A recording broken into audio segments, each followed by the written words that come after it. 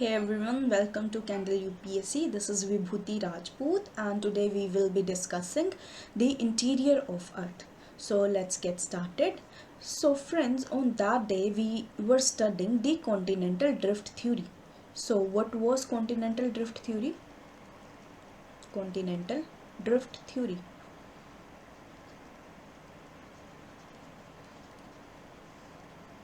सो हमने क्या पढ़ा था कॉन्टिनेंटल ड्रिफ्ट थ्योरी में, that the continents are drifting, है ना, यही पढ़ा था, कॉन्टिनेंट्स ड्रिफ्ट कर रहे हैं, but it wasn't able to explain कि ये कॉन्टिनेंट्स क्यों ड्रिफ्ट कर रहे हैं, है ना. इसने ये तो बता दिया कि कॉन्टिनेंट्स आर ड्रिफ्टिंग, बट ये एक्सप्लेन नहीं कर पाए कि कॉन्टिनेंट्स क्यों ड्रिफ्ट कर रहे हैं. ओके तो इसको एक्सप्लेन करने के लिए there comes a person named Arthur Holmes. What he says that continents are drifting due to convection current, and it resulted into convection current theory. Arthur Holmes क्या बोलते हैं कि कॉन्टिनेंट्स तो ड्रिफ्ट कर रहे हैं, ये तो सही बोला, ठीक है, बट क्यों ड्रिफ्ट कर रहे हैं? Due to convectional current theory. Now what is this convectional current? So let us take an example. If let us suppose if this is a utensil, ठीक है, ये एक यूटेंसिल था जिसमें क्या है, लिक्विड है, कोई फॉर एग्जाम्पल वाटर है इसमें, ठीक है, तो हमने क्या किया, we started heating this water. अगर हम इस वाटर को हीट करना स्टार्ट करेंगे तो व्हाट विल हैपन? सबसे पहले तो ये जो यूटेंसिल था ये गर्म हो जाएगा, है ना, गर्म होगा, फिर गर्म होने के बाद जो वाटर इसकी सरफेस के ऊपर लग रहा है वो वाटर भी गर्म होगा, ठीक है. अब जब पानी गर्म हुआ तो जो गर्म पानी है it will start going upwards, गर्म पानी ऊपर जाना शुरू कर देगा, ठीक है, और जो ऊपर का ठंडा पानी था it will start coming down. जो गर्म पानी था ये क्या करता है, ऊपर जाना शुरू कर देता है, और जो ऊपर का ठंडा पानी होता है वो नीचे आ जाता है. सिमिलरली जो ठंडा पानी नीचे आया था अब वो फिर से गर्म होगा, फिर वो ऊपर जाएगा, और ऊपर का जो ठंडा पानी है वो नीचे आएगा. In this way this cycle takes place. A cycle takes place, ठीक है. सो इसी वर्टिकल फ्लो ऑफ एनर्जी को हम क्या बोलते हैं, कन्वेक्शन करंट बोलते हैं. What is convection current? This vertical flow of energy in the form of heat. Vertical flow of energy is known as the convection current, ठीक है. अब क्या हुआ, लेट अस अज्यूम अगर हमने इसके ऊपर एक ढक्कन रख दिया, ठीक है, अब अगर हम इसके ऊपर ढक्कन रख रहे हैं तो क्या होगा, थोड़ी देर के बाद हमने क्या बोला, ये जो गर्म पानी था ये ऊपर जा रहा है, तो थोड़ी देर के बाद क्या होगा, सारा जो पानी है वो सारे इतना ज़्यादा गर्म हो जाएगा कि ये ऊपर आता आता इस ढक्कन को डिस्प्लेस कर देगा, ठीक है. हम देखते हैं किचन में हम दूध रख के आते हैं, क्या होता है, थोड़ी देर के बाद दूध जो है वो बॉयल होना शुरू हो जाता है, ऊपर आना शुरू हो जाता है, और ऊपर आने की वजह से जो उसके ऊपर हमने ढक्कन रखा होता है वो डिस्प्लेस हो जाता है, नीचे गिर जाता है. How? Due to convection current. The same thing happened with our earth. Earth में भी सेम होता है. अर्थ के इंटीरियर में क्या है, देयर इज लावा. अर्थ के बीच में क्या है, लावा है. तो जब वो लावा ऊपर को फ्लो होता है, वर्टिकल फ्लो होता है लावा का, तो that result into the drifting of the continent. For example if this is the earth, what is the radius of earth? Radius of earth is 6371 kilometres, है ना. Radius of earth is 6371 kilometres. और अर्थ का जो crust है वो कितना होता है, 35 किलोमीटर्स, कॉन्टिनेंटल क्रस्ट. और जो ओशनिक क्रस्ट है that is of 5 kilometres. After that comes the magma. Magma कहाँ तक होता है, magma is for 200 kilometres. Okay, then mantle ends and core starts at 2900 kilometers.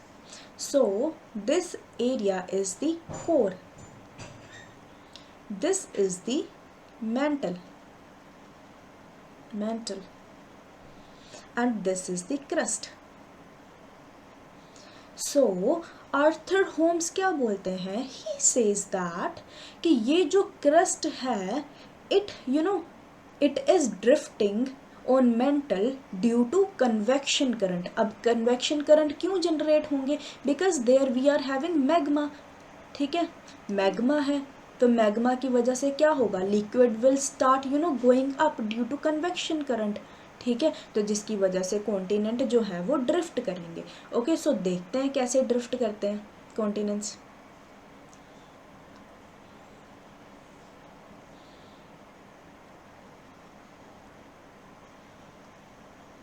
If this is the core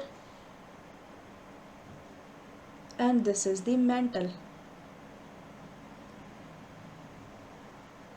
this is the mantle, है ना, and this is the crust, this is the crust of our earth. So what will happen here, हमने क्या देखा, there is lava in mantle. Mantle में क्या है, लावा है mental में 200 किलोमीटर्स तक. Okay, so due to presence of lava convection took place. अगर ये कन्वेक्शन करंट ऊपर को जा रहा है यहाँ से, तो जो इस साइड वाला कन्वेक्शन करंट होगा ये नीचे को आएगा. Similarly the direction of convectional current will be this side. Now what will happen is, जिस साइड को कन्वेक्शनल करंट की डायरेक्शन है, जो कॉन्टिनेंट है वो भी तो उसके साथ साथ मूव करेंगे. अब कन्वेक्शनल करंट की डायरेक्शन यहाँ किस साइड को है, इस साइड को, तो ये जो कॉन्टिनेंट है it will also move in this direction. Similarly इसकी डायरेक्शन इधर को है. ओके, अब ये जो कन्वेक्शनल करंट है इसकी डायरेक्शन किस साइड है, इस साइड, तो ये जो कॉन्टिनेंट है it will also move in this direction. So what we see here and what we see hair,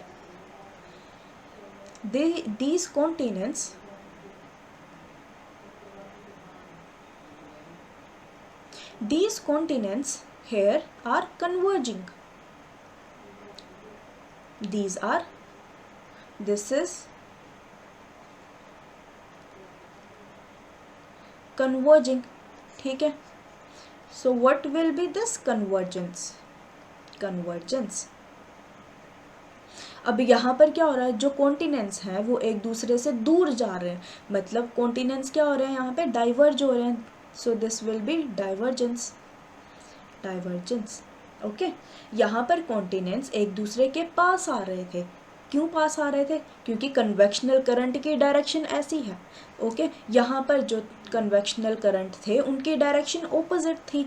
okay, so continents were moving away from each other. Okay, so due to convectional current continents converge and diverge. So this was the reason for drifting, continuously drifting of the continents. कहीं पर देखो यहाँ पर क्या है, divergence. North America, south America ये diverge हुए थे. ठीक है, दूर गए थे. सिमिलरली जो इंडिया है वो यूरेशिया के पास आ रहा था, मतलब वहाँ पे क्या हुआ होगा, कन्वर्जेंस हुई होगी. ठीक है, सो ये था कन्वेक्शनल करंट थ्योरी. सो let us read convectional current theory. ये किसके द्वारा दी गई थी, आर्थर होम्स के द्वारा.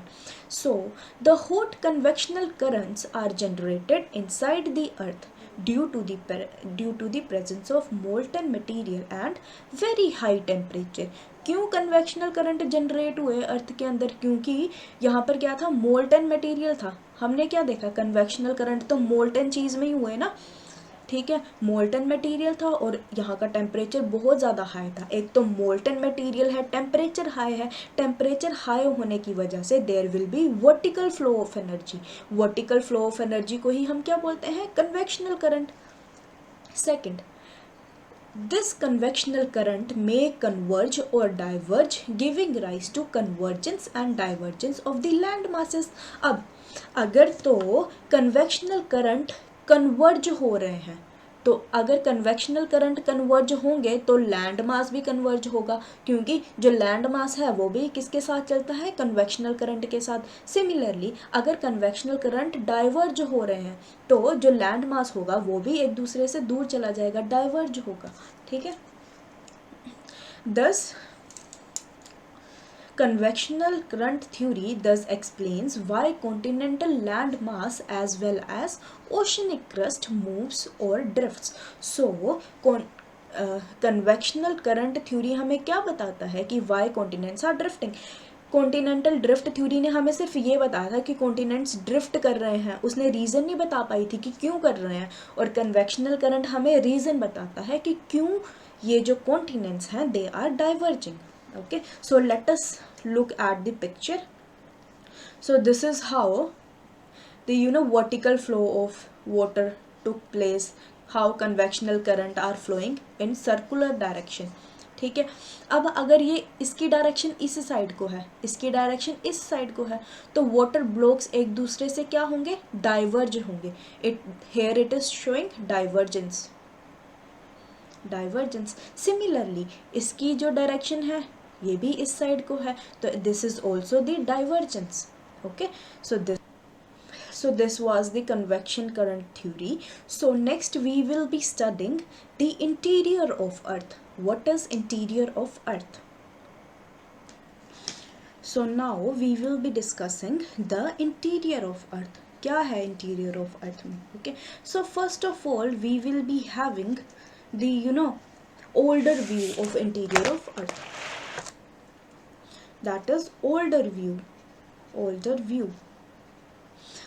view में क्या था, that there was nickel and iron Nephe layer. Okay, the innermost layer is the Nephe layer and उसके ऊपर कौन सी layer आती है, सीमा layer आती है, and above all is the सियाल। सो ये क्या था, हमारा ओल्डर व्यू था। अब हम उसके बाद देखेंगे that what are the sources to study the interior of earth, कि हम कैसे पढ़ सकते हैं इंटीरियर ऑफ द अर्थ के बारे में, कि अर्थ के अंदर क्या क्या है, कौन कौन सी चीज़ें हैं, कैसे मिनरल्स प्रेजेंट हैं। तो ये सब हम कैसे जान सकते हैं, डिफरेंट सोर्सेज की वजह से। तो कौन कौन से सोर्सेज होते हैं हमारे पास, कुछ सोर्सेज होते हैं हमारे पास डायरेक्ट, ठीक है, और कुछ सोर्सेज होते हैं हमारे पास indirect. So indirect sources results into the new और recent view of interior of earth। recent view में क्या पढ़ेंगे, about the core, mantle and the crust। so what will be the recent view of earth, that is the core, mantle and crust। okay, so let's get started। Earth is divided into concentric layers. These layers are known as crust, mantle and core। वही तो हमने देखा कि जो हमारा अर्थ है this is made of concentric layers। जो सबसे बीच वाली लेयर है that is the core। अब ये जो उसके ऊपर है that is mantle and the outermost layer is known as the crust। The radius of Earth is 6,371 kilometers. Therefore, the study of interior of Earth is difficult। कितना radius है अर्थ का, 6,000 more than 6,000 kilometres. तो इसीलिए अर्थ के interior को पढ़ना बहुत ज़्यादा डिफ़िकल्ट है। सो हम कैसे पढ़ते हैं अर्थ के इंटीरियर को, हमने क्या बात करी थी कि अर्थ के इंटीरियर को पढ़ने के लिए there are two sources, one is direct source and another source is indirect source। Direct source में क्या होगा, आप कैसे पढ़ सकते हो अर्थ के इंटीरियर को, सीधे जाके गड्ढा खोदो, ठीक है, डिग करो और देखो भाई क्या क्या है अर्थ के इंटीरियर में, है ना। तो फर्स्ट डायरेक्ट सोर्स क्या होगा, डिगिंग ऑफ होल।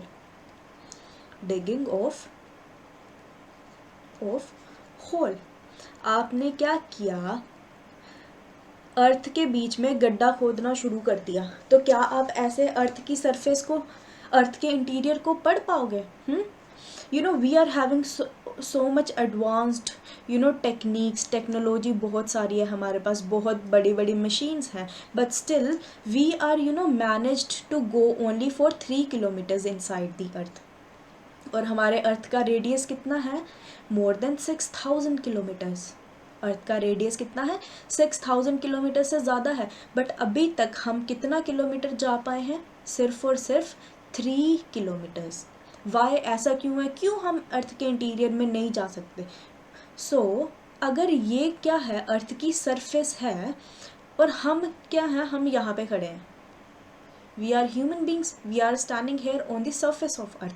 हम क्या चाहते हैं भाई, हमने जाना है यहाँ पर, यहाँ से जाना है कहाँ, यहाँ पर, दैट इज़ 6371 किलोमीटर्स पर जाना है, ठीक है। तो हम कैसे जाएंगे, हमने सोचा चलो गड्ढा खोदते हैं, हमने गड्ढा खोद लिया, सिर्फ हम यहाँ तक जा पाए 3 किलोमीटर्स तक, इसके आगे क्यों नहीं जा पा रहे, क्योंकि हम जब अर्थ की सरफेस पर होते हैं हमारे पर प्रेशर लगता है। कौन सा प्रेशर लग रहा है, एटमॉस्फेरिक प्रेशर। हमारी बॉडी के 1 सेंटीमीटर पर 1 kg का प्रेशर लगता है, ओके। क्यों, अगर हम किसी लिफ्ट में ट्रैवल कर रहे हैं तो अचानक से हम 30th फ्लोर पे चले जाते हैं तो हमें चक्कर आना शुरू हो जाता है। जैसे ही हम लिफ्ट से बाहर निकलते हैं वी फील लाइटर, हमें बहुत हल्का सा लगता है। क्यों हल्का लगता है, क्योंकि हमने क्या किया, हाइट पर आ गए हैं हम, ठीक है। जितनी ज़्यादा ऊपर जाते जाएंगे उतना ही प्रेशर कम होता जाएगा, हमारे पे प्रेशर कम लगा तो इसलिए हमें लाइट फील होता है, we started feeling lighter. Similarly अगर हम अर्थ की सरफेस के बीच में जाते हैं तो अब क्या होगा, this is the earth surface, this is the interior of अर्थ। अब हमने क्या किया, हमने अर्थ के अंदर जाना शुरू कर दिया। पहले हम पर क्या लग रहा था, सिर्फ और सिर्फ एटमॉस्फेयर का प्रेशर लग रहा था, सिर्फ और सिर्फ क्या लग रहा था, एटमॉस्फेयर का प्रेशर लग रहा था। अब जब हमने अर्थ के बीच में जाना शुरू किया तो ये जो अर्थ की रॉक्स थी इसका प्रेशर भी अब हम पर लगेगा, ठीक है। क्या होगा, जैसे ही हम अर्थ के नीचे जाना शुरू करते हैं तो एटमॉस्फेरिक प्रेशर के साथ साथ अर्थ की जो रॉक्स हैं उसका प्रेशर भी लगेगा हमारे ऊपर, ठीक है। अब जब ह्यूमन बॉडी पे बहुत ज़्यादा प्रेशर पड़ता है तो हार्ट अटैक आता है and we humans die, okay. The similar kind of thing happen here. जब ह्यूमन बीइंग अर्थ के नीचे जाता है तो ड्यू टू हाई प्रेशर एक ऐसा पॉइंट आएगा कि अर्थ की जो ह्यूमन बीइंग है उसके ऊपर इतना प्रेशर लग जाएगा कि बॉडी ही बर्स्ट हो जाएगी। So this is the reason we are not able to go that much inside the earth. Secondly हमने क्या पढ़ा कि 200 किलोमीटर तक we are having lava, we are having magma, magma. तो जब अर्थ के सरफेस के अंदर मैग्मा है तो हम कैसे जाएंगे, जल ना जाएंगे हम। तो this was also the reason we are not able to go that much deeper inside the earth. So digging of hole तो ये तो हो गया कैंसिल, भाई इससे तो हमें पता ही नहीं चल रहा अर्थ के इंटीरियर में क्या है। तो अब साइंटिस्ट क्या करते हैं, कॉन्टिनेंट के ऊपर से नीचे जाना तो कैंसिल हो गया ना, अब साइंटिस्ट क्या करेंगे, if this is the continent, continent and this is the water, this is ocean. Now what people do, scientist लोगों ने क्या किया, they thought कि अगर हम अर्थ की सरफेस पर डिग नहीं कर पा रहे, गड्ढा नहीं खोद पा रहे, तो क्यों ना हम ओशन में गड्ढा खोदें, है ना। This is boat. तो क्या करते हैं, यहाँ से एक रस्सी फेंकते हैं and they start digging hole inside the continental crust में डिग करना शुरू कर देते हैं। So in digging the continental crust हम कहाँ तक जा पाए, 12 किलोमीटर्स तक जा पाए हम अंदर, अर्थ की सरफेस के 12 किलोमीटर्स तक जा पाए हम अर्थ के इंटीरियर में। बट अब ये 12 किलोमीटर्स में ना 6 किलोमीटर तो ये ओशन ही था, 6 किलोमीटर क्या था, ओशन था। तो क्या हम सिर्फ 12 किलोमीटर अंदर जाकर पता लगा सकते हैं कि अर्थ का इंटीरियर कैसा है, नहीं पता लगा सकते, okay. So digging a hole wasn't that helpful in knowing that what is our interior of earth. आपको पता which is the largest deepest mind on the earth, earth की सरफेस पर डीपेस्ट माइन कहाँ है, that is in Africa, South Africa. World की deepest mine is in South Africa, वो भी कौन सी माइन है, गोल्ड माइन है, okay. So let us read the direct sources. So the first direct source is digging of hole, studying deep mine as well as deep ocean drilling project. Deep ocean drilling project क्या है? वही जो हम boat लेकर गए ocean में and we digged, ठीक है, ओशन में जब हमने डिगिंग करी ओशन कॉन्टिनेंट में, ठीक है, that is the deep ocean drilling projects. But as the pressure, temperature and density increases, we are able to go only up to 3 kilometers on land and 12 kilometers on the oceanic crust। क्यों हम नीचे नहीं जा पाए? क्योंकि अर्थ की density ज़्यादा थी, टेम्परेचर ज़्यादा था इंटीरियर में, ठीक है, प्रेशर ज़्यादा था, इसीलिए इन रीजंस की वजह से हम अर्थ में ज़्यादा दूर तक डिग नहीं कर पाते हैं। एक तो प्रेशर ज़्यादा है, हमारे ऊपर बहुत ज़्यादा प्रेशर पड़ेगा, ऊपर से जब जैसे जैसे हम नीचे जाते हैं तो टेम्परेचर भी इंक्रीज़ करता है। टेम्परेचर क्यों इंक्रीज़ करता है? क्योंकि नीचे क्या है? मैग्मा है। Okay, so this is the deepest mine on earth, that is it is in this is of 4 kilometers in South Africa। Okay, अब दूसरा क्या है direct source? Second direct source is, what was the second direct source? It was the study of volcanoes। अब हम volcanoes को studies करके पता लगाते हैं, ये भी क्या है? डायरेक्ट सोर्स है। अब वोल्केनोज को कैसे स्टडी करेंगे हम? वोल्केनोज में से जो लावा निकलता है हम उसकी स्टडी कर सकते हैं, क्योंकि वो भी तो अर्थ के इंटीरियर से ही आया है, अर्थ के अंदर से ही आया है, तो क्यों ना हम लावा को ही स्टडी कर लें। फर्स्ट ऑफ ऑल इसमें एक क्वेश्चन आता है कि क्वेश्चन है, जनरल नॉलेज का क्वेश्चन है कि मैग्मा एंड लावा में क्या डिफरेंस है? What is the difference between magma and lava? अगर तो जो मोल्टन रॉक्स हैं वो अर्थ के अंदर हैं तो that will be called magma, और अगर वो जो मोल्टन रॉक्स हैं अर्थ के बाहर आ जाती हैं that is called the lava. Okay, lava क्या है? जो मोल्टन रॉक्स अर्थ के बाहर आ जाती हैं तो उसको क्या बोल देते हैं? हम लावा बोल देते हैं। बट अगर वो जो मोल्टन रॉक्स हैं वो अर्थ के अंदर हैं तो that are known as magma. There are no as usual difference in their composition, बस इतना डिफरेंस है, अर्थ के बाहर है तो लावा, अर्थ के अंदर है तो मैग्मा। सो हम क्या पढ़ रहे थे? वोल्केनोज की स्टडीज़ कर रहे थे। वोल्केनो की स्टडी करी हमने। किसकी स्टडी करनी है इनडायरेक्टली हमने? कि लावा कैसा है, लावा के कंपोनेंट्स क्या क्या है, लावा से हमें क्या देखने को मिलता है। बट हम इसमें क्या नोटिस करते हैं कि ये जो मैग्मा था अर्थ की सरफेस पर, ये कहाँ से लेकर कहाँ तक था? That magma was only up to 200 kilometers। Magma हमें कहाँ तक मिलता है अर्थ के इंटीरियर में? सिर्फ और सिर्फ 200 किलोमीटर्स तक मिलता है। तो क्या हम वोल्केनो से अर्थ के रेडियस तक पता लगा सकते हैं 6000 किलोमीटर्स तक? नहीं लगा सकते, क्योंकि हमारे पास नॉलेज ही अवेलेबल कहाँ तक होगी? 200 किलोमीटर्स तक, क्योंकि जो मैग्मा है वो सिर्फ 200 किलोमीटर्स तक होता है, मैक्सिमम आप लगा लो 400 किलोमीटर्स तक। इससे नीचे की नॉलेज हमें नहीं दे पाते volcanoes। Okay, so that is the same written here।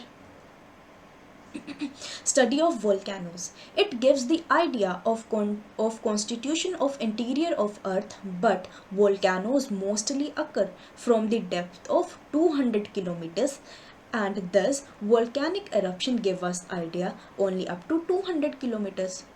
ठीक है, तो जब ये मैग्मा ही प्रेजेंट कहाँ तक होता है? 200 किलोमीटर्स तक, तो वो हमें नॉलेज भी कहाँ तक प्रोवाइड करेगा?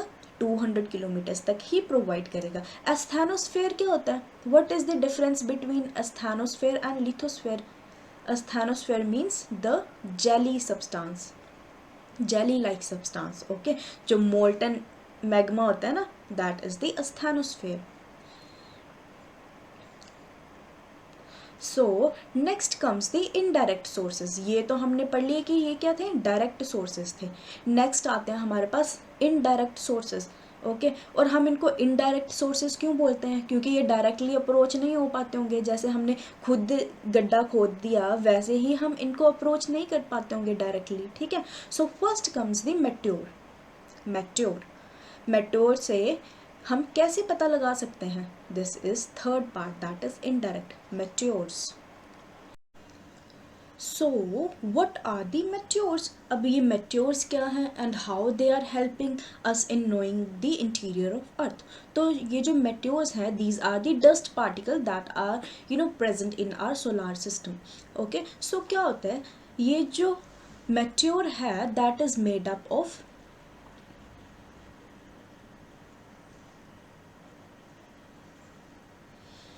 ये मेट्योर किससे बना होता है? Core, this is mental and this is crust.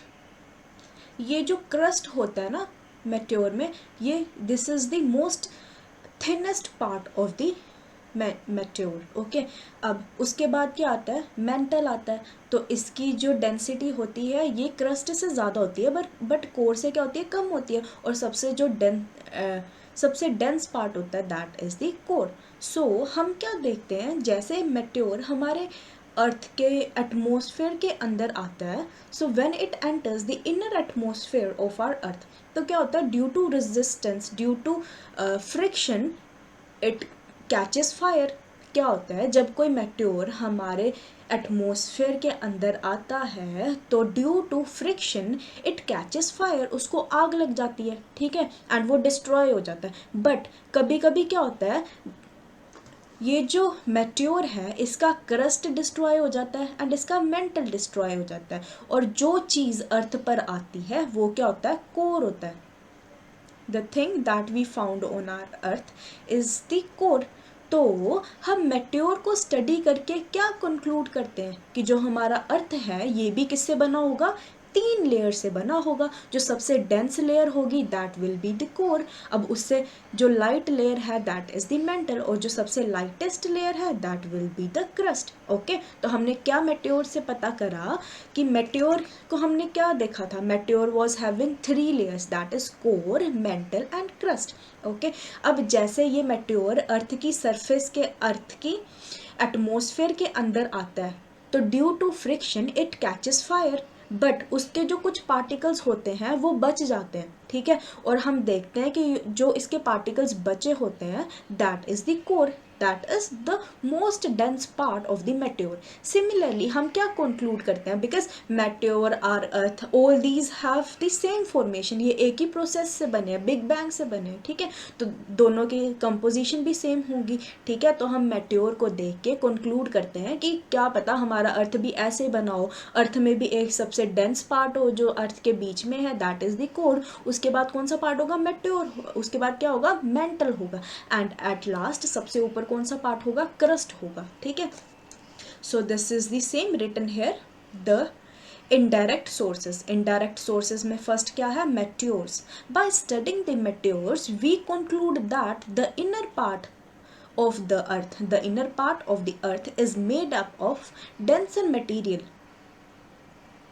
That is because when meteor enters the earth their upper part is burnt exposing the core. वही तो हमने देखा कि जैसे जो मेट्योर है वो अर्थ के एटमॉस्फेयर में एंटर करता है तो जो उसके अपर पार्ट होते हैं वो बर्न हो जाते हैं और क्या रह जाता है? पीछे कोर रह जाता है। सिमिलरली हम कंक्लूड कर देते हैं, इमेजिन कर लेते हैं कि जो हमारा अर्थ है वो भी सेम फीचर से बना होगा, ठीक है।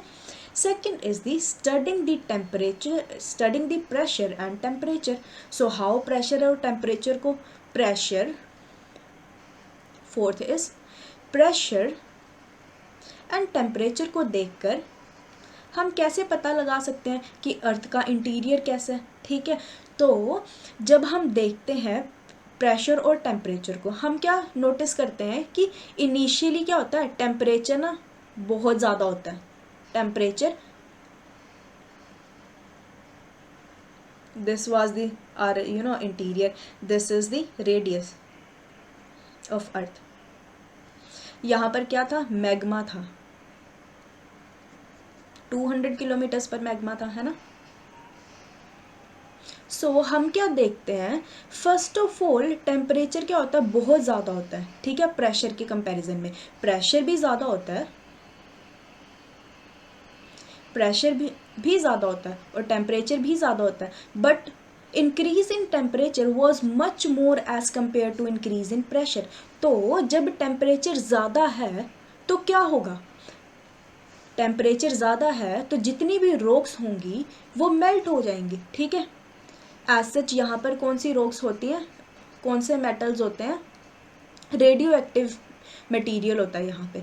तो due to high pressure it melts, okay, due to high temperature क्या होता है, ये मेल्ट कर जाती हैं, ठीक है। अब जैसे जैसे हम नीचे आना शुरू करते हैं टेम्परेचर फिर इंक्रीज़ होता है, टेम्परेचर और ज़्यादा इंक्रीज़ होगा, प्रेशर भी और ज़्यादा इंक्रीज़ होगा। बट अब क्या होता है, increase in pressure was so much high, ठीक है। पहले क्या था, टेम्परेचर बहुत ज़्यादा इंक्रीज़ हो गया था, अब क्या होता है, प्रेशर बहुत ज़्यादा इंक्रीज़ हो जाता है। तो due to increase in pressure this area was converted into solid. इसीलिए हम देखते हैं जो अर्थ का इनर मोस्ट पार्ट है that is the inner core of earth, it is solid. Inner core क्या है, सॉलिड है। क्यों सॉलिड है, क्यों सॉलिड है, क्योंकि प्रेशर बहुत ज़्यादा हो गया। अब इसको आप कैसे समझते हो, अगर ना किसी जगह का टेम्परेचर भी ज़्यादा है किसी चीज़ का और वहाँ पे बहुत ज़्यादा प्रेशर लग रहा है, तो बहुत ज़्यादा प्रेशर की वजह से क्या होता है, वो जो चीज़ होती है वो सॉलिड ही रह जाती है। फॉर एग्जांपल आपने क्या किया, दाल को बॉईल करा, ठीक है। दाल को बॉईल करने के लिए आप सीटी लगाते हो कुकर की, ठीक है। अब जब कुकर में प्रेशर बहुत ज़्यादा हो जाता है तो सीटी बच जाती है और जो अंदर का प्रेशर होता है वो निकल जाता है, ठीक है। अगर वो सीटी बजे ही ना, ठीक है, सीटी ना बजे तो क्या मतलब, जो प्रेशर है वो अंदर ही रह जाएगा, और अगर वो प्रेशर अंदर ही रहा तो हमारी दाल गलेगी ही नहीं, ठीक है। तो दाल को पकाने के लिए प्रेशर को थोड़ी थोड़ी देर बाद निकालना पड़ता है ताकि जो दाल है वो अच्छे से गल जाए, ठीक है। The same thing happens here. अब यहाँ का जो प्रेशर है वो बहुत ज़्यादा हाई हो गया, ठीक है, जिसकी वजह से जितने भी अंदर की रॉक्स है that are converted into solid. Okay, so this was also medium to study the interior of earth. हमें कैसे पता चला कि टेम्परेचर और प्रेशर की वजह से जो इंटीरियर है अर्थ का उसको स्टडी कर रहे हैं हम। So as we go inside both temperature and pressure increases. क्या बोला था हमने कि प्रेशर भी इंक्रीज हो रहा है, टेम्परेचर भी इंक्रीज हो रहा है। The rate of increase in temperature is more in the upper part because the upper part is dominated by the radioactive minerals।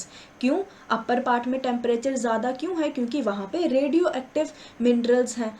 Okay, अब अगर टेम्परेचर ज़्यादा है तो all these things will be converted into magma. Okay, so as we go deeper along with temperature, pressure also increases. Here the most of earth except the outer core is in this solid form। हमने क्या देखा कि ये जो inner core था ये भी solid है और बाकी part will also be solid except the outer core. Outer core क्या है, लिक्विड है, बाकी सब क्या होगा, हाई प्रेशर की वजह से सॉलिड होगा। अब ये आउटर कोर लिक्विड क्यों है ये भी हम पढ़ेंगे, ठीक है। So these were the indirect sources. अब एक और इनडायरेक्ट सोर्सेज आता है, ठीक है, that is the seismic waves. अब सिस्मिक वेव्स क्या होती हैं, waves generated during the earthquake. Seismic waves ऐसी वेव्स हैं जो कब जनरेट होती हैं, अर्थक्वेक की वजह से। जब भूकंप आता है तो भूकंप आने की वजह से जो एनर्जी रिलीज होती है that is in the form of waves, जिसको हम क्या बोलते हैं, seismic waves. Okay, these are recorded with the help of an instrument known as seismograph। ये वेव्स को हम कैसे रिकॉर्ड करते हैं, with the help of seismograph. Seismograph is a device use to measure the intensity of earthquake. Earthquake is shaking of earth during which energy waves are generated that travel in all directions। Earthquake क्या है, earthquake क्या होता है, भूकंप क्या होता है, जब हमारा अर्थ जो है वो शेक करना शुरू हो जाता है। अर्थ शेक करता है, इसकी जो एनर्जी है ये हर एक डायरेक्शन में जाती है, ठीक है। ऐसा नहीं है कि अर्थक्वेक सिर्फ एक ही डायरेक्शन में जा रहा है, इसकी वेव सिर्फ एक डायरेक्शन में जा रही है। Okay, the point where the earthquake occurs is known as focus और हाइपोसेंटर। इसको ड्रॉ करके देखते हैं, ठीक है। So if this is our earth, अगर ये हमारा अर्थ है और अर्थक्वेक किसी इस पॉइंट पर आया, इस पॉइंट पर क्या आया है, earthquake. Here we are having earthquake. Earthquake की वेव्स कैसे जाएंगी, ऐसे करके। अब जिस पॉइंट पर अर्थक्वेक आता है, अक्कर करता है, इसको क्या बोलते हैं हम, फोकस। फोकस, और इसको क्या बोलते हैं हम, hypocentre.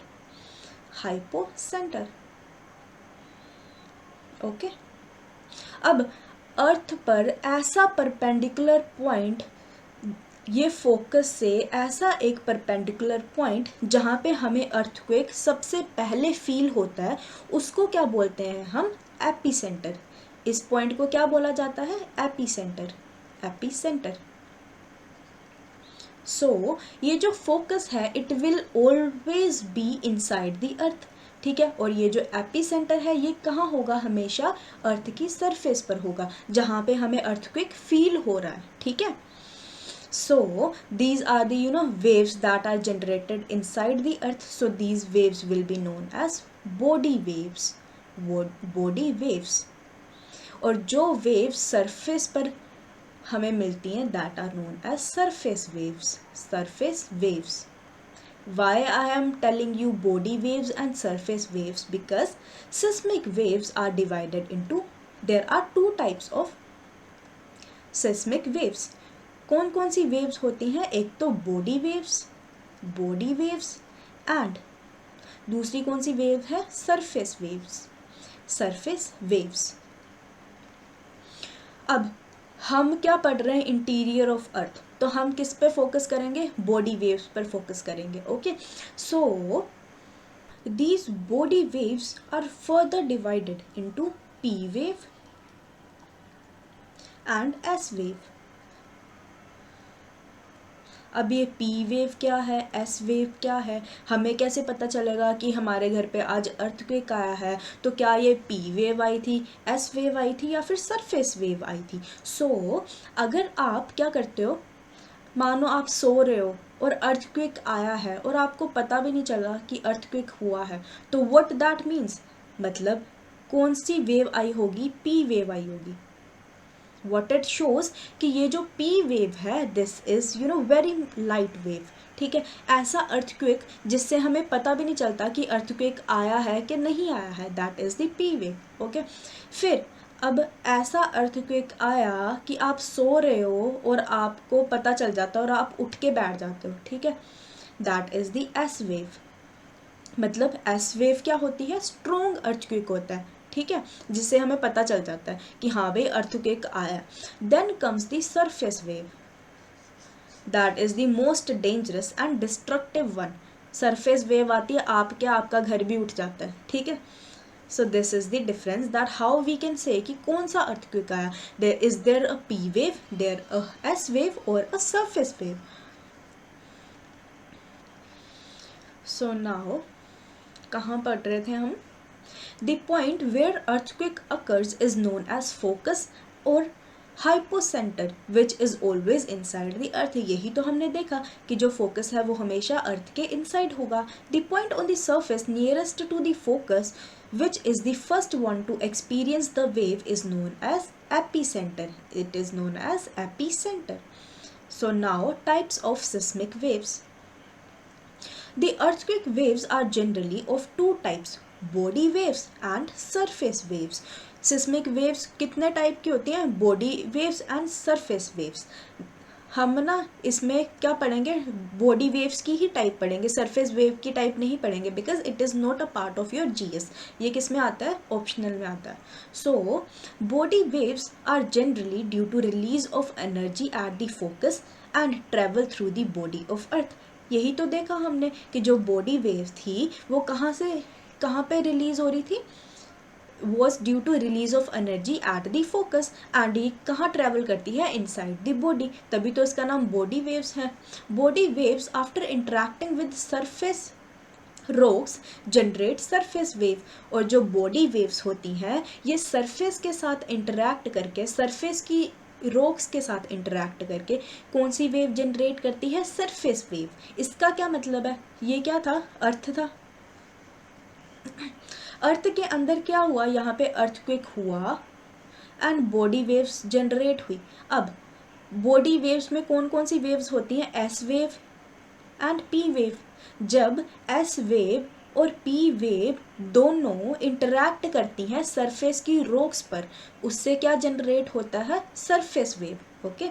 There are two types of body wave, that is P wave and thus S wave. S wave क्या है? Secondary wave. पी वेव क्या है? Primary wave. अब हम देखते हैं कि इसको प्राइमरी वेव और सेकेंडरी वेव का नाम क्यों दिया गया है? Why P wave is known as primary wave? तो पी वेव को हम प्राइमरी वेव इसलिए बोलते हैं because it is the first wave to be recorded. P wave.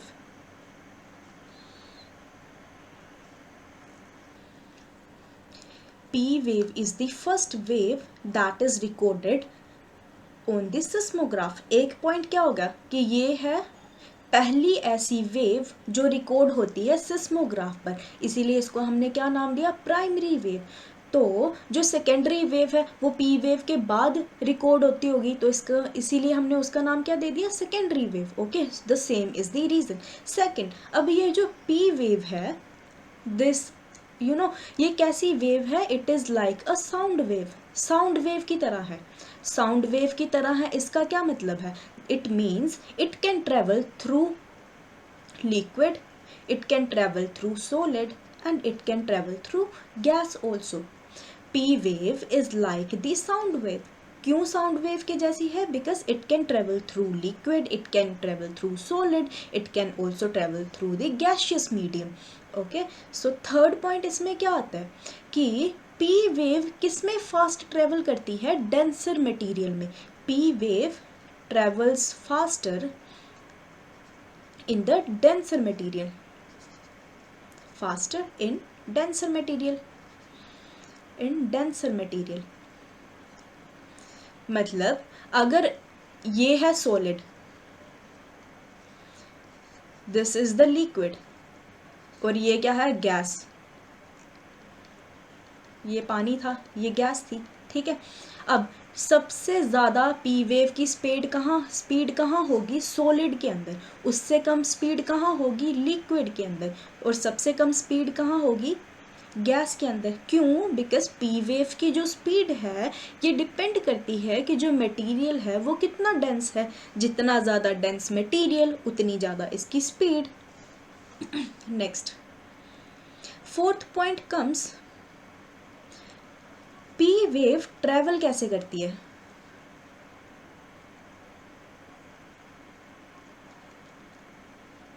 If this is the direction of propagation of wave, अगर जो wave है इस डायरेक्शन में जा रही है तो पी वेव के जो पार्टिकल्स हैं वो किस डायरेक्शन में जाएंगे?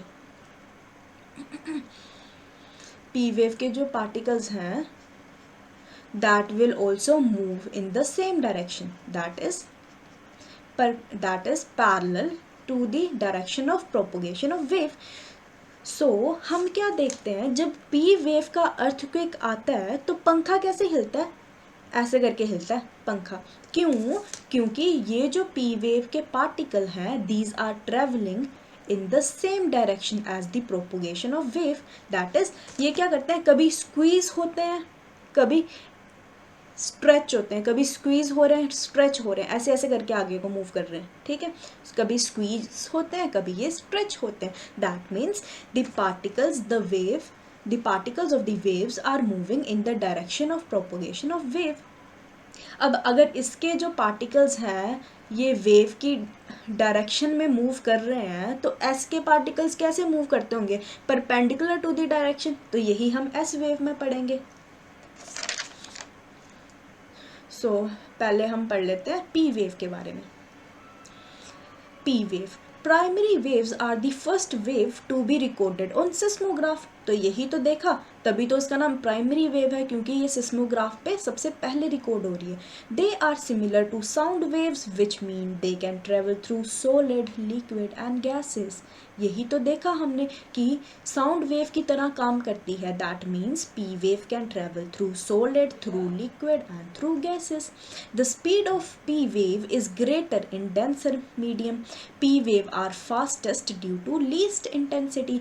P waves undergo compression and rarefaction. यही तो बोला, कहीं पे क्या हो रही है? कंप्रेशन हो रही है. ठीक है, कहीं पे रेयर फ्रैक्शन हो रही है, कहीं ये पास आ रहे हैं, कहीं ये दूर जा रहे हैं, और ऐसे ऐसे करके ही इसका मूवमेंट हो रहा है in the direction of wave. That is they move parallel to the direction of wave propagation. So next comes the S wave. अब एस वेव में क्या होगा? एस वेव हमने क्या देखा था, जो पी वेव थी that was the first wave to be recorded on seismograph. Okay, so the second wave that will be recorded on seismograph will be S wave. This is the second wave to be recorded on seismograph. Why? क्यों ये second wave है, क्यों ये P wave से के बाद में आ रही है, ऐसा क्या रीज़न हो गया कि क्यों हमारे पास पहले P wave ही आ रही है, S wave नहीं पहुंच रही? बिकॉज जो S wave की स्पीड है, speed is half of the P wave. S wave की जो स्पीड है ये पी वेव की स्पीड से हाफ है, आधी है. अगर पी वेव हमारे पास 1 मिनट में पहुंच रही है मानो, तो एस वेव हमारे पास कितने मिनट में पहुंचेगी? आधे मिनट में पहुंचेगी. अगर पी वेव हमारे पास 2 मिनट में पहुंच जाती है तो एस वेव कब पहुंचेगी? हमारे पास 1 मिनट में पहुंचेगी. क्यों? क्योंकि एस वेव की जो स्पीड है वो पी वेव से हाफ है, इसीलिए एस वेव क्या है? सेकेंडरी वेव है. S wave is the secondary wave. Second point क्या है एस वेव में? S wave can travel only through solids. Travel only through solids.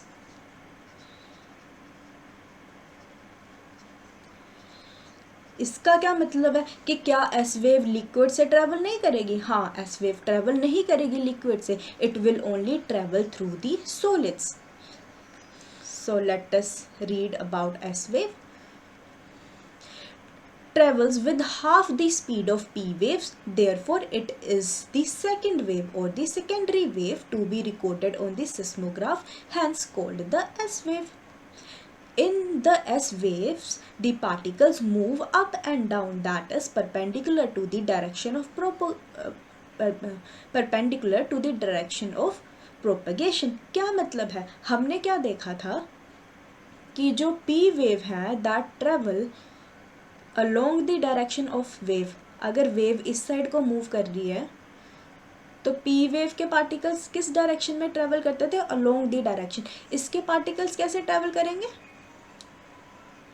Perpendicular. मतलब अगर हमारे घर पे एस वेव का अर्थक्वेक आता है तो पंखा कैसे हिलता है? ऐसे करके हिलता है. वेयर एज पी वेव में पंखा कैसे हिल रहा था? ऐसे करके.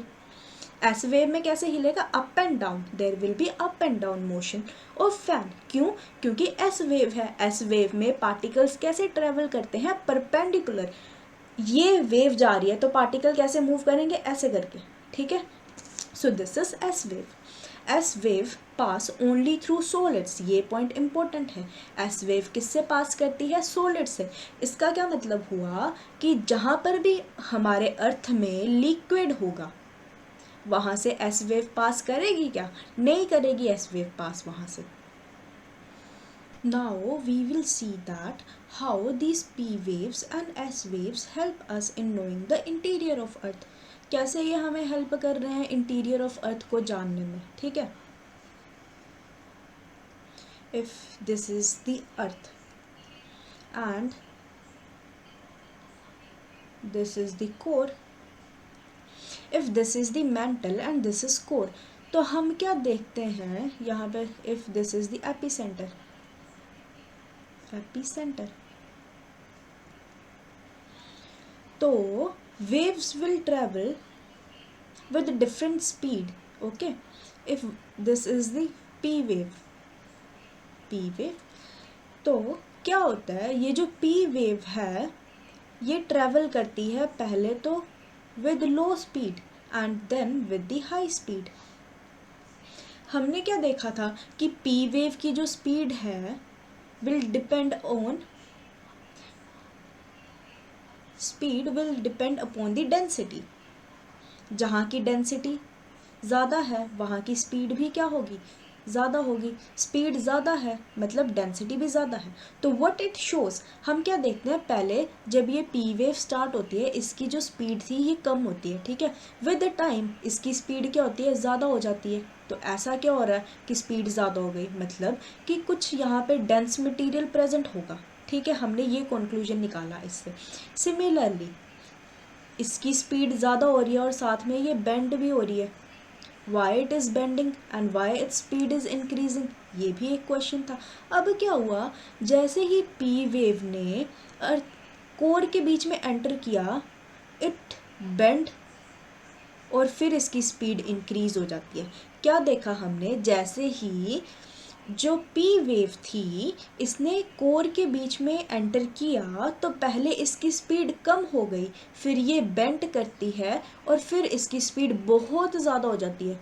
ओके, स्पीड बहुत ज़्यादा हो जाती है, फिर इसकी स्पीड डिक्रीज करती है, फिर इसकी स्पीड इंक्रीज हो जाती है। ठीक है, अब स्पीड ज़्यादा किस में होगी, ठीक है, जहाँ पे देयर विल बी सॉलिड, है ना, और स्पीड कम किस में होगी, जहाँ पे there will be liquid, where there will be liquid. Speed ज़्यादा है जहाँ पे सॉलिड है, स्पीड कम है जहाँ पे लिक्विड है। सिमिलरली जब एक और पी वेव आई तो पहले इसकी स्पीड कम हुई, फिर इसकी स्पीड बहुत ज़्यादा हुई, एंड ये बेंड भी होती है। अब ये बेंड भी हो रही है, स्पीड भी इसकी ज़्यादा कम हो रही है, तो ऐसा क्यों हो गया, ऐसा क्या हो गया भाई, है ना। सिमिलरली जब एस वेव आती है, एस वेव को हम रेड से लेते हैं, दिस इज एस वेव। हमने क्या पढ़ा था एस वेव में, that S wave travels only through solid. किस में ट्रेवल करती है, सिर्फ और सिर्फ सॉलिड्स में ट्रेवल करती है। ठीक है, अब ये एस वेव आती है, इसमें तो इसने ट्रेवल कर लिया बहुत इजीली। क्यों, क्योंकि अर्थ का जो मेंटल है that is solid and semi solid. Okay, but जब ये एस वेव यहाँ पर आती है ना कोर के पास, तो ये कोर के अंदर जा ही नहीं पाती। ठीक है, अगर ये कोर के अंदर नहीं जा पा रही है तो इससे हमें क्या पता चलता है कि कोर में ऐसा कुछ है जो इसको अंदर नहीं आने दे रहा, अंदर नहीं आने दे रहा। इसका क्या मतलब है कि यहाँ पे जो ये वाला पार्ट है कोर का, इट मस्ट बी लिक्विड। जो कोर का आउटर पार्ट है इट मस्ट बी लिक्विड। अगर ये लिक्विड है तभी तो जो एस वेव है ये इसके अंदर नहीं जा पाई, क्योंकि एस वेव किससे ट्रैवल करती है, सिर्फ और सिर्फ सॉलिड में से ट्रैवल करती है। और अगर यहाँ पे लिक्विड प्रेजेंट होगा तो एस वेव तो उसके आर पार जा ही नहीं पाएगी। सो हमें एस वेव कहाँ तक मिलती है, 103 डिग्री से लेके 103 डिग्री तक। ओके, और ये जो रीजन है यहाँ पे हमें एस वेव नहीं मिलती, तो इस रीजन को हम क्या बोलते हैं, shadow zone, shadow zone of S wave, shadow zone of S wave. क्यों ये शैडो जोन है एस वेव का, क्योंकि हमें इस एरिया में एस वेव नहीं मिल रही है। क्यों नहीं मिल रही है एस वेव, क्योंकि एस वेव जो है वो कोर में से पास ही नहीं हो रही है। अब हमने क्या कंक्लूजन निकाला कि ये कोर में से क्यों नहीं पास हो रही होगी, मे बी जो हमारा आउटर कोर है that is made up of liquid material. ठीक है, तो इससे हमें पता चलता है कि जो हमारा आउटर कोर था that is liquid, that is why we are not able to find the S wave here. एक और डायग्राम बनाते हैं, उससे ज़्यादा क्लियर होगा। अगर आप इसी डायग्राम में देखो तो हमें पी वेव कहाँ से कहाँ तक मिल रही है। पी वेव हमें इस एरिया में नहीं मिल रही है, इस एरिया में we are not finding the P wave. Similarly इस एरिया में also we are not finding the P wave. That means ये क्या है, 150 degree. Similarly what is this, 150 degree. तो पी वेव हमें जिस रीजन में नहीं मिलती है उसको हम क्या बोल देते हैं, shadow zone, shadow zone of P wave. क्यों शैडो जोन, क्योंकि यहाँ पर हमें पी वेव नहीं मिल रही है। एक बार फिर से डायग्राम बनाते हैं ताकि अच्छे से चीज़ें क्लियर हो पाए। What we have seen is this was the earth, this was the core.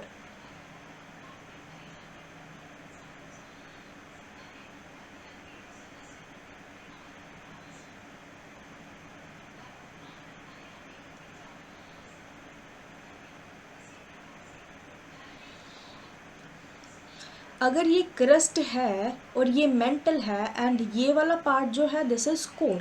ठीक है, तो हम क्या देखते हैं, ये जो कोर का आउटर पार्ट है दिस इज लिक्विड। ये हमें कैसे पता चला आउटर पार्ट लिक्विड है, बिकॉज एस वेव यहाँ से ट्रेवल नहीं कर पा रही थी। Okay, similarly we will take the example of P wave. P wave को हम लेते हैं ब्लू से, दिस इज पी वेव। हम क्या देखते हैं, दिस इज़ द एपिसेंटर। यहाँ से वेव स्टार्ट होती है, यहाँ से बेंड हो जाती है वेव। अब ये बेंड हुई, क्यों बेंड हुई? बिकॉज ये क्रस्ट से किस में आ रही थी? मेंटल में आ रही थी। तो ऐसा रीजन, क्रस्ट और मेंटल के रीजन को हम क्या बोलते हैं? जहाँ से ये बेंड होना शुरू हुई। क्यों बेंड हुई?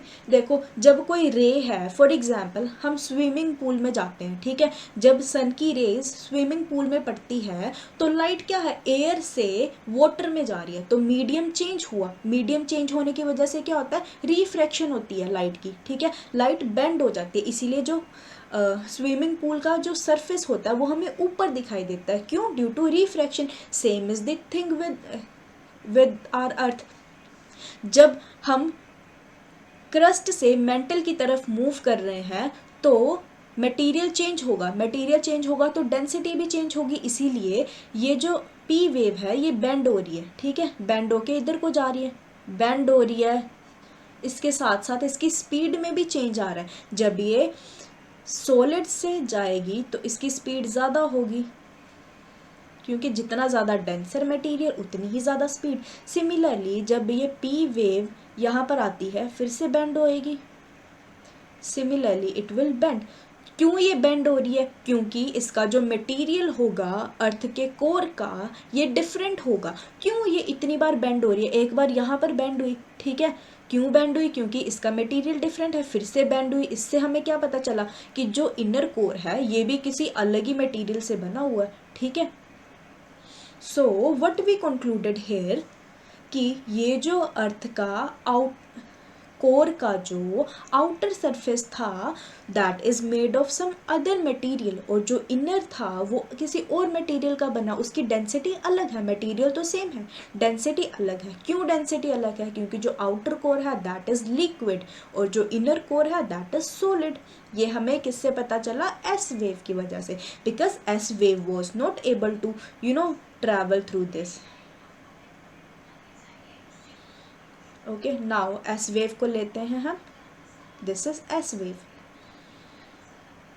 एस वेव कहाँ को जाती है? इधर को भी जाती है, यहाँ से जाएगी, यहाँ तक ही जाएगी S wave. Interior of earth में क्यों नहीं जा पा रही है? Because this is liquid and S wave cannot travel through the liquid, so this zone is known as shadow zone of S wave. So it will be much clear from this diagram. इस diagram में क्या हो रहा है? जो S wave थी वो core से ट्रैवल नहीं कर पाती है। क्यों? क्योंकि ये जो कोर का आउटर कोर है दिस इज लिक्विड, और जो एस वेव है वो सिर्फ कहाँ से ट्रैवल करती है? सॉलिड से ही ट्रैवल करती है। ओके, सिमिलरली ये जो पी वेव है ये सॉलिड से भी ट्रैवल करती है, लिक्विड से भी ट्रैवल करती है, गैशियस से भी ट्रैवल करती है, बट इसकी स्पीड में फ़र्क पड़ जाता है। जब ये लिक्विड से ट्रैवल करेगी इसकी स्पीड कम होगी, जब ये सॉलिड से ट्रैवल करेगी इसकी स्पीड ज़्यादा होगी। So by studying P wave and S wave we concluded the structure of our earth, that what is the interior of earth. हमारे अर्थ का इंटीरियर कैसा है, किस जगह पे लिक्विड है, किस जगह पे सॉलिड है, ठीक है, ये सब हमें पता चला किससे? एस वेव से एंड पी वेव से। So what these diagrams are showing us, there is change in direction and velocity of waves while passing through different layers of the earth due to change in its densities। अब क्यों जो P waves की direction और velocity change होती है? क्योंकि जो अर्थ की डेंसिटी है डिफरेंट डिफरेंट लेयर्स में वो डिफरेंट है। अगर डेंसिटी डिफरेंट है तो वेव की जो स्पीड है वो भी डिफरेंट होगी, वेव की जो डायरेक्शन है वो भी डेविएट कर जाएगी, बेंड हो जाएगी, रिफ्रैक्शन होगा। ओके, दस the waves undergo refraction while passing through the interior of अर्थ। क्या होता है? जब रेज एक मीडियम से दूसरे मीडियम में आती है तो रिफ्रैक्शन होती है। There is sudden bend and change of velocity when waves move from crust to mantle and mantle to core. अब जब क्रस्ट से मेंटल में जाती है वेव तब भी उसकी डायरेक्शन में चेंज होता है, वो बेंड हो जाती है। सिमिलरली जब वो मेंटल से कोर में आती है फिर भी उसकी डायरेक्शन में चेंज हो जाती है, ठीक है, जो वेव है वो बेंड हो जाती है। ओके, सो ये जो बाउंड्री है क्रस्ट और मेंटल के बीच में इसको क्या बोल देते हैं? मोहो डिसकॉन्टिन्यूटी। सिमिलरली जो ये बाउंड्री थी मेंटल और कोर के बीच में that is known as Gutenberg. This is be, Gutenberg discontinuity. The property of S wave that it cannot pass through liquid help us in understanding that outer core is liquid in nature. हमने क्या देखा, जो S wave थी वो core में से पास ही नहीं कर रही थी. क्यों नहीं पास कर रही थी? क्योंकि जो हमारा कोर की आउटर पार्ट था वो लिक्विड था. हमें एस वेव की हेल्प से ये पता चलता है कि जो हमारा कोर का आउटर पार्ट है that is liquid in nature. Let us make the diagram.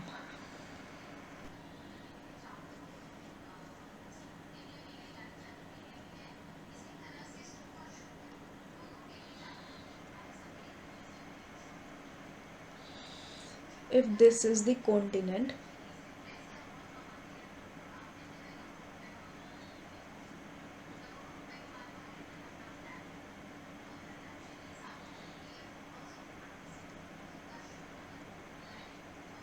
this is the oceanic crust. And what is this continental crust?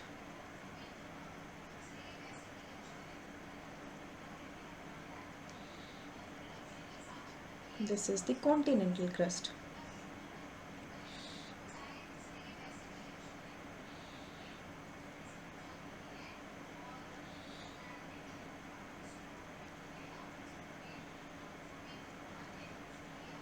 What is the radius of Earth? That is 6,371 kilometers. This is 2,900 kilometers.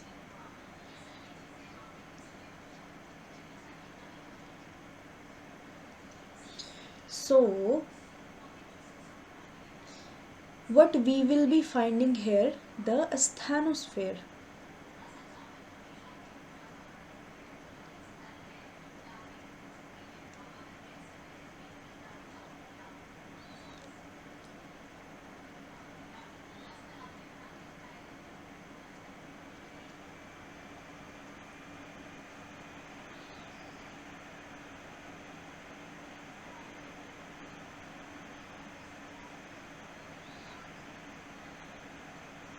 This is upper mantle. This is lower mantle.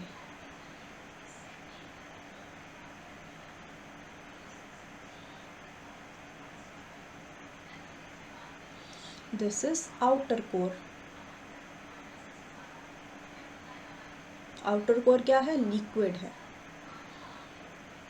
This is inner core. Inner core क्या है? Solid. Inner core is solid. So this is 30 kilometers. asthenosphere कहाँ तक है? 200 kilometers तक. So what we said, the boundary between the crust and mantle is known as Moho discontinuity.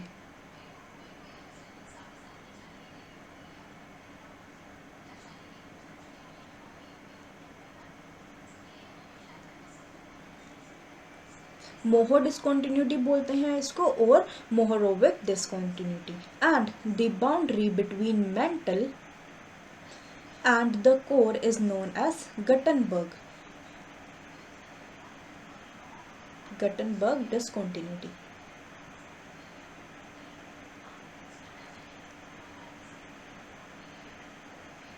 So this is the structure of our earth. क्या है? This is the mantle. Mantle is divided into upper mantle and lower mantle. Similarly, the core is divided into outer core and inner core. ये सब हो. This is how we studied the interior of earth. हमने सबसे पहले क्या देखा? अर्थ के interior को स्टडी करने से पहले we have जो सबसे पहले वाला स्ट्रक्चर था अर्थ का, that is sial, sima and nife. After that हमने सोर्सेज देखे कि कौन कौन से सोर्सेज हैं जिसकी हेल्प से हम अर्थ के इंटीरियर को स्टडी कर सकते हैं. There were direct sources and after that there were the indirect sources. Direct sources में हमने क्या देखा कि हम वोल्केनोस की हेल्प से हम अर्थ के इंटीरियर के बारे में जान सकते हैं. हम होल डिग करके इंटीरियर के बारे में जान सकते हैं. सिमिलरली इनडायरेक्ट सोर्सेज कौन से थे? टेम्परेचर प्रेशर की हेल्प से हम we can know that what is the how is the interior of earth, और मेटेओर्स की हेल्प से, देन सिस्मिक वेव्स की हेल्प से. सो सबसे ज़्यादा हेल्पफुल क्या रहा हमारे लिए अर्थ के इंटीरियर को जानने के लिए? That is the seismic waves. Seismic waves में क्या? S wave and P wave, all these things helped us in knowing the interior of earth. अब हमें क्या पता चला कि interior of earth कैसा है, क्या है interior of earth में? So there is सबसे inner क्या है? Inner core. सबसे बीच में क्या है अर्थ के? Inner core. इनर कोर किस स्टेट में है? सॉलिड स्टेट में है. एंड उसके बाद क्या आता है? Outer core. आउटर कोर किस स्टेट में है? Outer core is in liquid state. outer core is in which state? liquid state. similarly उसके बाद क्या आता है? मेंटल आएगा. अब मेंटल के भी दो पार्ट्स हैं. कौन कौन से पार्ट्स हैं मेंटल के? That is lower mental and outer mental, upper mantle. Lower mental कैसा है? सॉलिड है. आउटर मेंटल कैसा है? सॉलिड भी है outer mental, and semi solid भी है. दिस इज बिकॉज, क्यों है सेमी सॉलिड? बिकॉज इसमें क्या है? एस्थेनोस्फेयर भी है. एस्थेनोस्फेयर क्या होता है? Jelly like substance is known as asthenosphere. Okay, and at last we are having the crust. अब क्रस्ट के भी दो पार्ट्स हैं. एक पार्ट क्या है? Oceanic crust, that is oceanic crust. And दूसरा पार्ट क्या है? The last part is the continental crust. क्या है ये? Continental crust, last part. So this is how is our interior of the earth. हमारा अर्थ के इंटीरियर में क्या है? ये सब चीज़ें हैं. Let us look towards a picture. So this is the structure of our interior of earth. You can take help from this diagram also. This is how we are having this solid inner core, and after that molten outer core or liquid outer core. After that we are having mantle, and at last we are having the crust. So then we have the crust. की crust किन parts में divide है? Continental crust है and the oceanic crust. After that what we are having mantle. Same things are written here कि mantle क्या है? एक upper mantle है, एक लोअर मेंटल है. Similarly the core, that we are having one outer core and one inner core. जो inner core है वो बहुत ज़्यादा डेंस है, सॉलिड है, ठीक है. And this is made up of, mostly made up of iron, इसीलिए तो ये सॉलिड है, ठीक है. और पी वेव्स की यहाँ पे स्पीड क्या होगी? हाईएस्ट होगी, बिकॉज पी वेव की स्पीड किस मीडियम में ज़्यादा होती है? जो मीडियम डेंसर होता है. तो सबसे ज़्यादा डेंस कौन सा मीडियम था? इनर कोर था. इसीलिए पी वेव की स्पीड भी क्या होगी?